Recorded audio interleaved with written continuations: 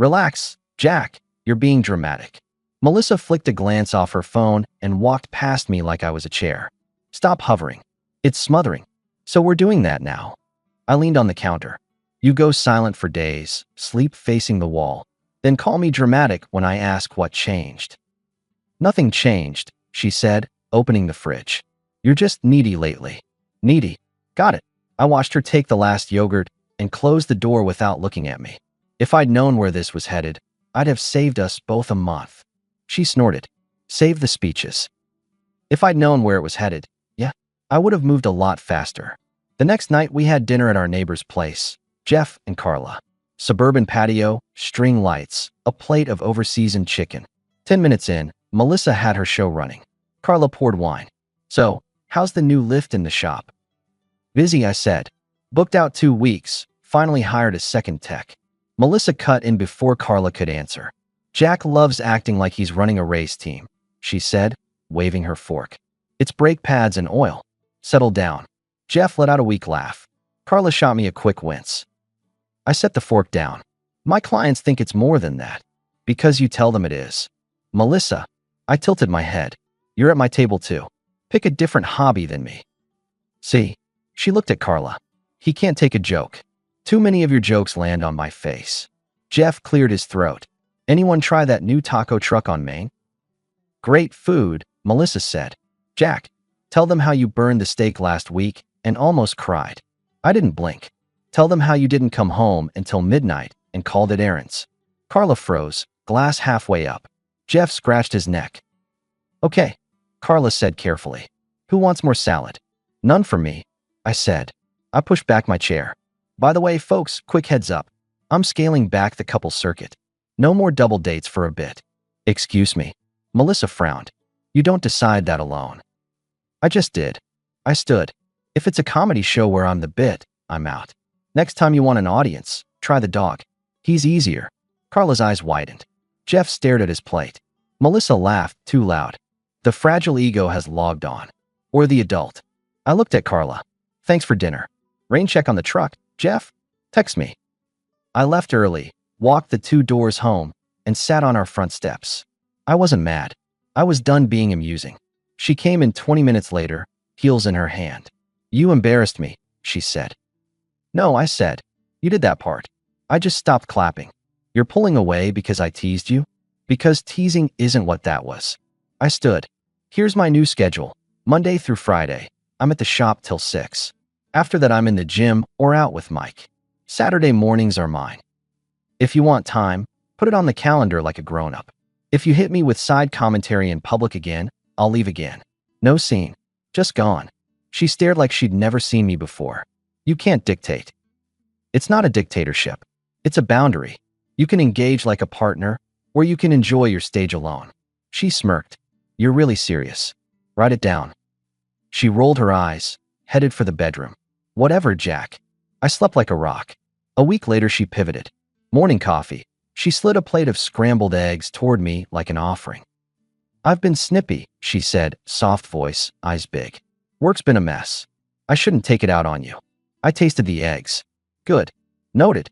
I'm trying, she added. I booked us dinner Friday. Your favorite place. I lifted an eyebrow. It's Thursday. Her mouth twitched. You said to put it on the calendar. I did, I said. Friday I lift with Mike. I'll give you Saturday night. She blinked. You're serious. About the calendar? Extremely. She nodded, smile thin. Saturday. Then. Friday night, she sent photos of her girls' happy hour. The captions were sugar. I didn't reply. Mike and I did sets and split a burger after. Saturday night at the restaurant, I let her lead. She dressed sharp, makeup turned up a notch, like a campaign. She asked about the shop, laughed in all the right places, touched my arm a few times as if no cold weeks had existed. When the check came, she picked it up. Let me. Your turn now. I want to show I appreciate you. Good. I leaned back. Small note. Appreciation isn't a speech you buy. It's a pattern. Her smile held, but the eyes cooled. You're tiring when you dig like this. And you're tiring when you pull a handbrake after flooring it. She slid the card to the waiter without looking at me. The rest of the night, we kept it civil. Back home, she kissed my cheek at the door and headed to bed without waiting for me. The message was neat. The warmth had a timer. 2 days later, she showed up at the shop around noon. I was under an SUV with Jimmy, my new tech, hands full of bolts. She waved through the bay door like she was at a parade. "Jack, I need you to drive me to Stephanie's," she announced. "Car's at the detailer."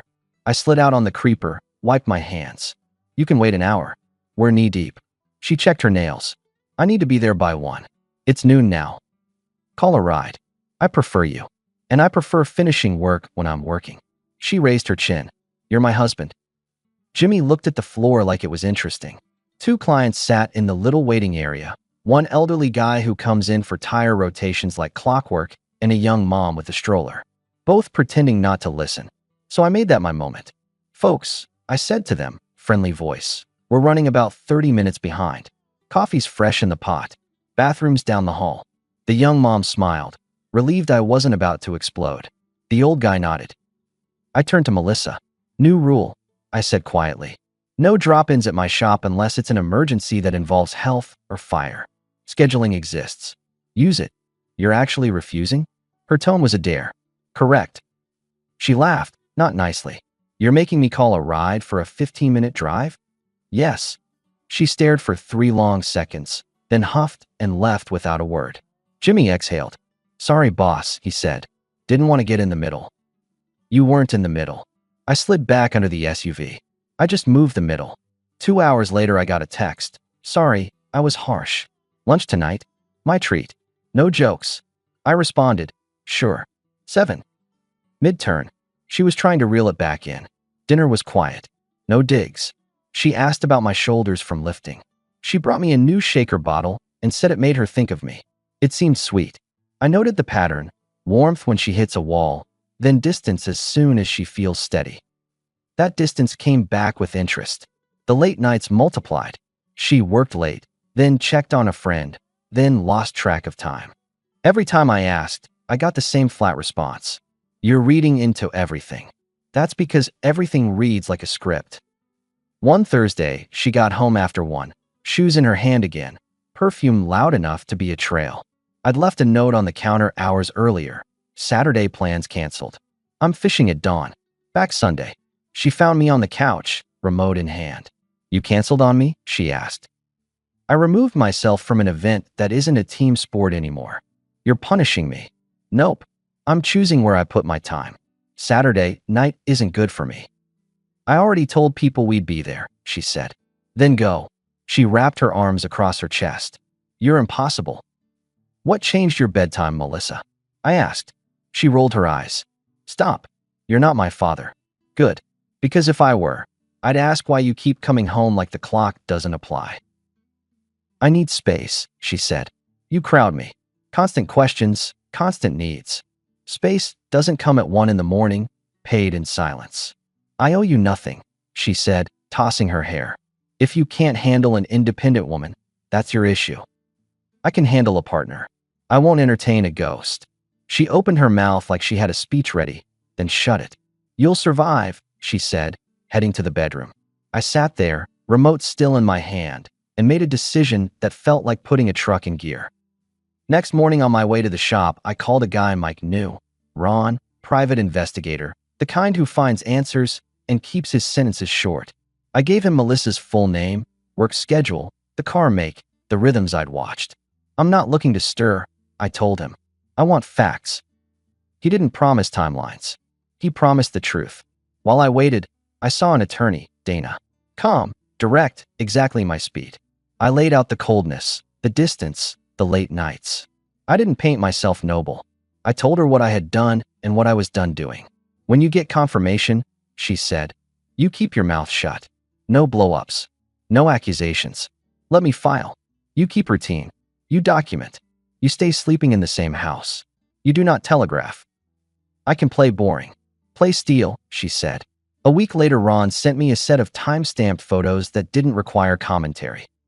Melissa outside a bar I didn't know, laughing too close with a man who had a jaw like he did push-ups for a living. Her hand on his arm, his hand on her waist. Another photo the next night in a different place.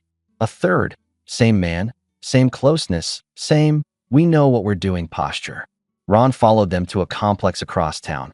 Sent me the unit number and a name, Eric. He sent me an address, a workplace, the works. It was clean. It was enough. I called Dana. Her voice didn't change. Understood. I'll prepare and file. You say nothing until I give the go. I went home that night and made dinner like a cookbook instructed. I set a plate for Melissa. She breezed in after 11, saw it, looked at me, and rolled her eyes. Sweet, she said. Guilt spaghetti. Just food. I'm not hungry. Then toss it, I said. It already did its job. What job? Reminding me that I'm done playing chef for someone who eats elsewhere. She put her bag down. You're getting petty. I'm getting simple. She pointed a finger at me like a pen. You keep acting like this, I'll need a break. Like a real one. There's the truth, I said, nodding. Say it plain next time. 3 days later, she tried illusion number 2. Saturday morning, pancakes. Bacon on a plate. A new candle lit on the island. The whole room smelling like vanilla. She came up behind me and wrapped her arms around my waist like we were newlyweds. I miss us, she said. Let's reset. What triggered this new religion? She kissed my shoulder. I was harsh. It's not fair. Come with me to Dana's baby shower today. It'll be good to show a united front. You haven't cared about fronts for months, I said. But okay, I'll go. 1 hour. At the shower, she played perfect wife, fingers laced with mine, laughing with the other women. I stood next to Mike by the grill. You good? He asked. I'm a prop today, I said. It's fine.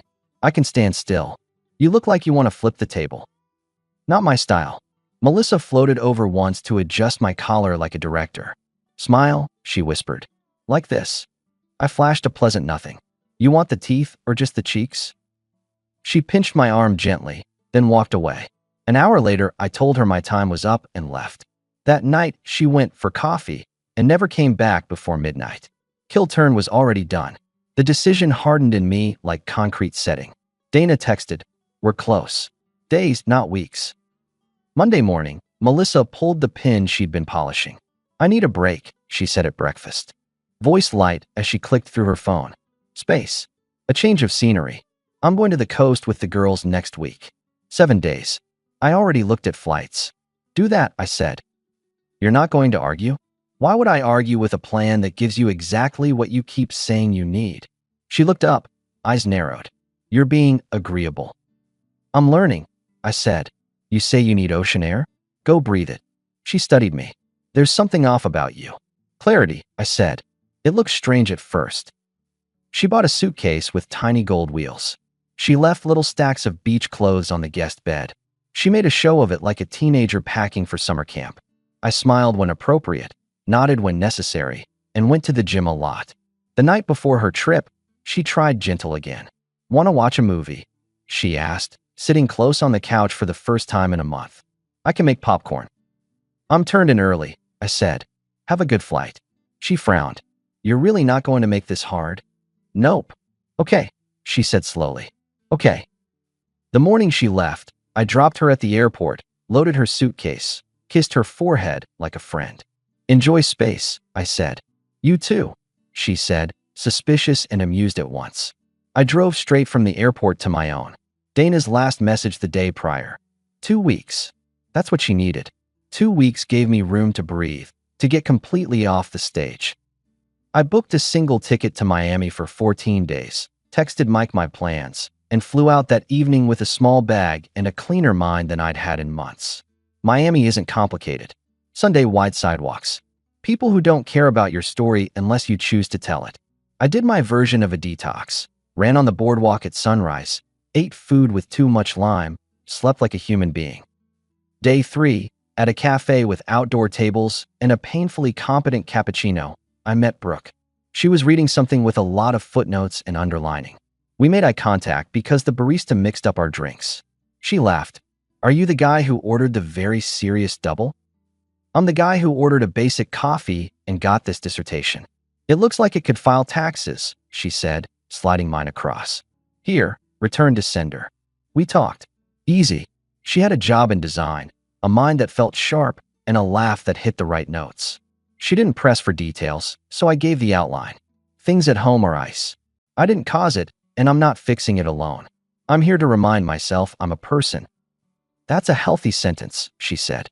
Want a walk, or is that too old school? We walked. We ate dinner that night. The next day, we rented bikes.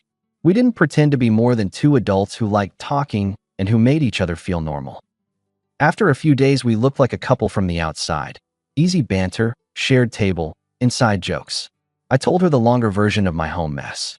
She listened without pity. She's letting go of something good, Brooke said, twirling a straw wrapper. That's not your mess to hold. Appreciate it. What's your lawyer say? To sit still and not announce my clarity until the paperwork is set. Then sit still, she said. With good coffee. On day 7 of my trip, the text came through at noon. Melissa, I'm home. Where are you? I was at a street market with Brooke, holding a plastic fork and a paper boat of shrimp. I took a quick selfie with Brooke in the background, both of us in sunglasses, ocean behind us. I sent it with one word, breathing. My phone buzzed like it had a fever. Call after call. Message after message. Demands. Questions. Essays. All variations of the same theme. What are you doing? Who is she? How dare you? We need to talk now. I put it face down and kept walking. Brooke glanced at my pocket. That the glacier? Yeah. You going to answer it? No, I popped a shrimp. I'm going to breathe. We sat on a bench. She leaned back, looking at the water. You okay? I'm better than okay. Good. She bumped my shoulder with hers. It looks good on you. Dana messaged later. Filed. Service in 48 to 72. Maintain radio silence. Copy, I wrote. The next 2 days were the same. Melissa calling every 10 minutes. I blocked the number. She emailed, then messaged me on social media, then used a friend's number. I blocked those too. All I sent was the legal notice forwarded from Dana to Melissa's email. That did not slow the flood. Brooke didn't push for details. She met me for dinner, teased me about my taste in music, and let me be a person without assignments. My last night, she made me a small dinner in her rental. Pasta, salad, nothing elaborate. She lit a candle and rolled her eyes at herself. This isn't a seduction, she said, smiling. It's a goodbye so you don't leave thinking this was just coffee and bike seats. I didn't, I said, but I'll accept the carbs. We ate. She handed me a paper bag with a notebook and a pen. On the first page, she'd written one line. Keep your rules. If you want to talk, she said at the door later, call. If you don't, that's okay too. I'm not running plans on you. You're easy to like. Same. She hugged me like we'd known each other a decade, and that was that. Back home, my key turned in my own front door and found a suitcase standing like a bouncer in the entryway. My suitcase. On top, a post-it, be a man and give me space. Go stay with Mike. I laughed. It came out as a clean sound. She was in the kitchen, arms crossed, eyes hot. You think you're clever, she said, posting pictures like a teenager. Who is she? What game are you playing? Melissa, I said, dropping my travel bag on the couch. You packed the wrong person's things. This is my home too, she snapped. You've been disrespecting me for weeks. You disappear, you ignore me, you send pictures with whoever that is. You think I'm stupid? I think you got comfortable. I pulled my phone and scrolled to a folder I'd never wanted to need. And I think you forgot I'm not furniture. I don't want to see your little memes, Jack. I want an answer. Okay. I held the screen up. Photo 1. Her by the bar with Eric, their bodies too tight to pass for cousins. Photo 2. A different night, a different closeness. Photo 3 outside the complex.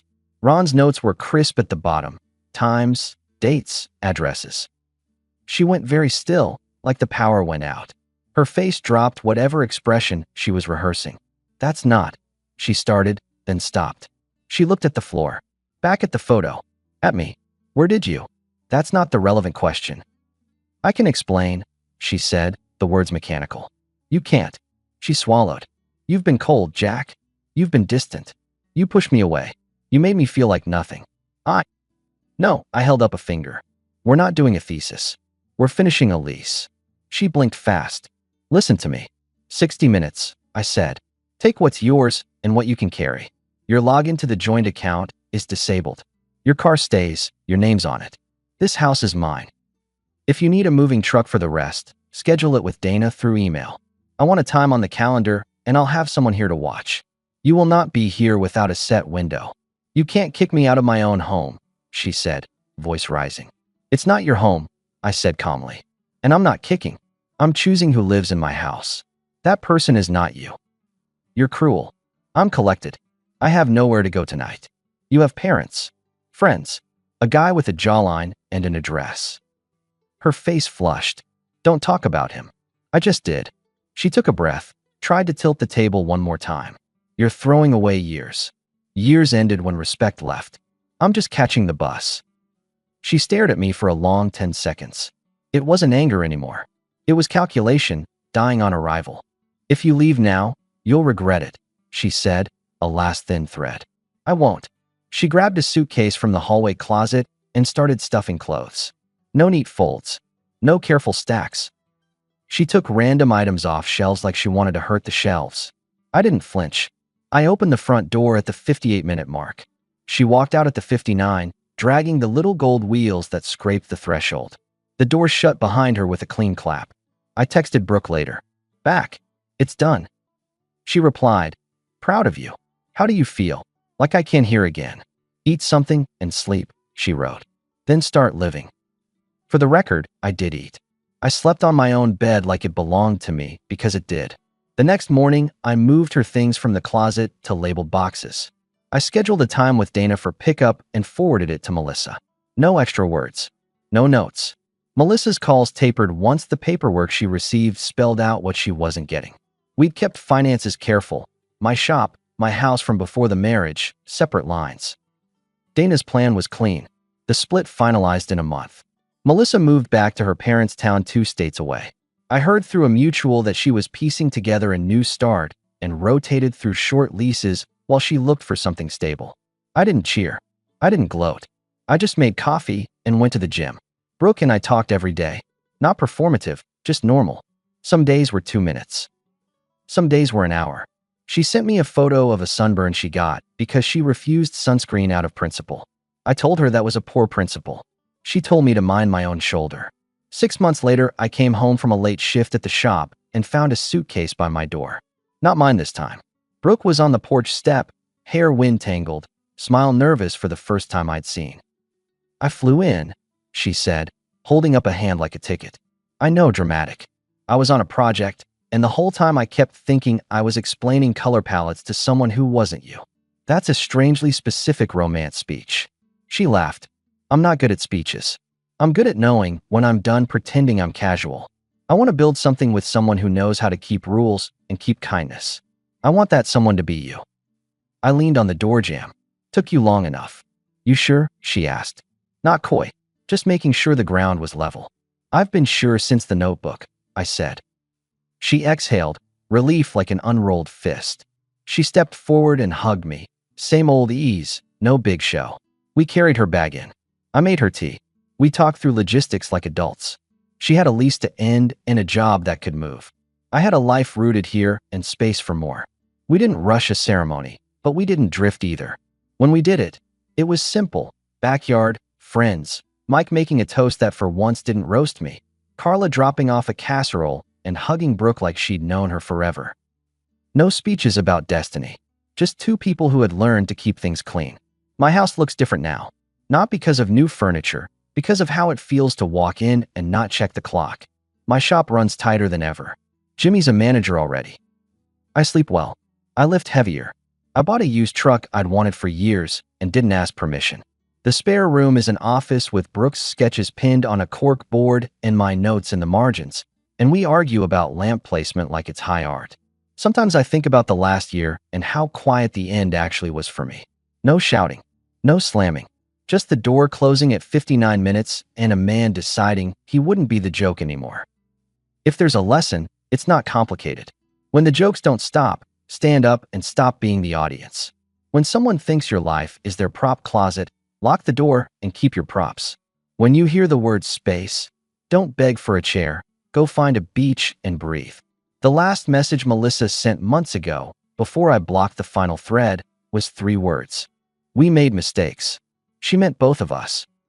I disagreed then, and I disagree now. I made a boundary. She made a plan. Only one of those required a suitcase with gold wheels. Brooke asked me last night, half asleep, "You still breathing?" "Yeah," I said. Finally.